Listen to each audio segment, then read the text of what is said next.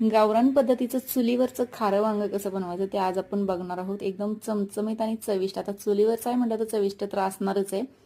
आता पहिल्यांदा तर मी काय करणार, मीडियम साईजची फ्रेश अशी वांगी तोडून घेणार आणि मधून कट करून त्याला पाण्यामध्ये ठेवून द्यायचे, जेणेकरून ती काळी नाही झाली पाहिजे यासाठी.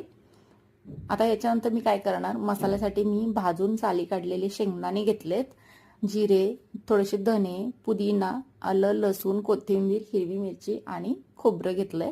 आता हे सर्व गोष्टी आपल्याला वाटून घ्यायच्यात अशा प्रकारे. हळद, मीठ आणि थोडंसं तेल टाकून वांग्यांमध्ये भरून घ्यायचंय. आता मसाला तुम्ही तुमच्या गरजेनुसार कमी किंवा जास्त करू शकता. अशा प्रकारे भरून घ्यायचं आहे आणि फोडणीसाठी तेल, थोडेसे जिरे आणि हिरवी मिरची, त्याच्यानंतर कांदा, टोमॅटो छान फ्राय करून झाल्यानंतर त्याच्यामध्ये आपल्याला वांगी टाकून घ्यायची भरलेली. थोडंसं पाणी टाकून झाकून ठेवायचं आहे. गरजेनुसार पाणी टाकून शिजवून घ्यायचं आहे आणि शिल्लक राहिलेला जो मसाला आहे तो याच्यामध्ये टाकून